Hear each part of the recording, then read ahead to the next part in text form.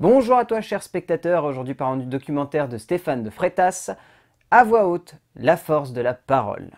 L'histoire, c'est celle du concours Eloquentia qui a lieu chaque année en Seine-Saint-Denis et qui est supposé récompenser le meilleur orateur du coin, en sachant que l'endroit où ça se passe, donc la Seine-Saint-Denis, c'est un quartier difficile, donc ça met en avant des jeunes qui n'ont pas forcément les moyens de se payer des grandes écoles d'éloquence. Ben voilà, c'est tout pour le résumé. Si je vous en dis plus, ça serait dommage. Alors, vous en avez forcément entendu parler de ce film parce qu'à la base, avant d'être un long métrage de cinéma, c'est un moyen métrage à peu près, qui est sorti donc dans la catégorie infrarouge sur France 2. Un moyen métrage qui a quand même eu un sacré écho puisque ça l'emmène aujourd'hui dans les salles de cinéma dans une nouvelle version, beaucoup plus longue, 1h35. Et Stéphane de Freitas, pour le coup, dans 7h35, alors on va essayer de partager, on va essayer de segmenter. Je vais d'abord essayer de parler du film en lui-même et ensuite de ce qu'il a rajouté dans cette version un petit peu plus longue de cinéma par rapport à la version qu'il y avait sur infrarouge. En tant que film, c'est un très très beau long métrage. C'est un film qui est extrêmement humain, qui est vachement poétique, qui est rempli d'humanisme. C'est hallucinant, mais ce film est humain à en crever. C'est beau, ce genre de portrait, parce que c'est le genre de film, en fait, Stéphane de Freitas, qu'il adore filmer dans ce film, c'est chacun des personnages, en fait, parce qu'il joue entre l'identité vraiment humaine de chacun des héros qui va se dépeindre devant nous, et également le personnage, entre guillemets, qui sont sur scène quand ils commencent à parler, et quand ils commencent à mettre en avant leur éloquence.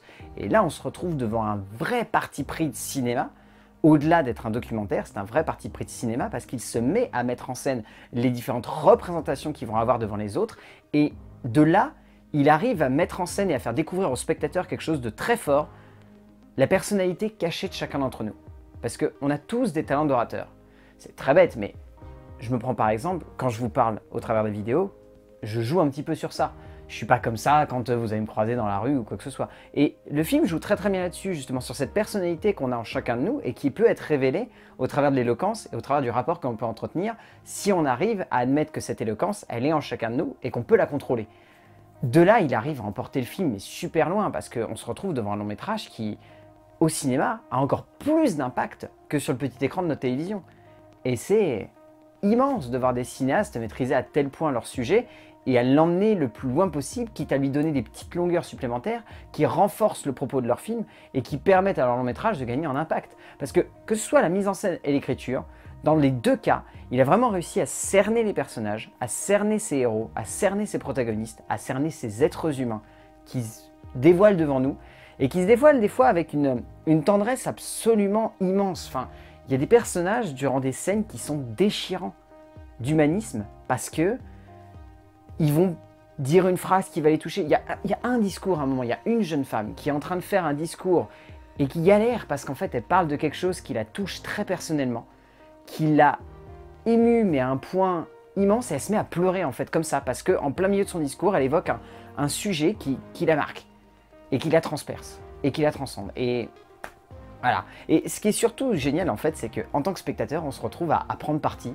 pour chacun de ces héros, à se demander qui est-ce qui va gagner, qui est-ce qui va aller le plus loin, qui est-ce qui va l'emporter. Et on se met limite à se demander qui aurait le plus de chance, à se poser des questions, à réagir, à interagir sur le film. Enfin, c'est un film qui laisse beaucoup de place à l'interaction du spectateur. On n'est pas uniquement laissé là en tant que pur voyeur, on est vraiment placé là en tant qu'interrogateur. On nous demande vraiment, au-delà de simplement regarder des jeunes prouver leur éloquence, essayer de comprendre jusqu'où peut aller leur éloquence et jusqu'où ils peuvent l'emmener, jusqu'où ils peuvent la transcender, la transpercer, la pulvériser presque et l'emporter le plus loin possible. Et c'est là en fait que le long métrage devient hyper captivant et qu'on est totalement emporté dedans. Enfin ouais, que ce soit au travers de la mise en scène, que ce soit au travers de l'écriture, il a vraiment réussi, Stéphane de Freitas, à capter quelque chose d'immense dans chacun de ses personnages.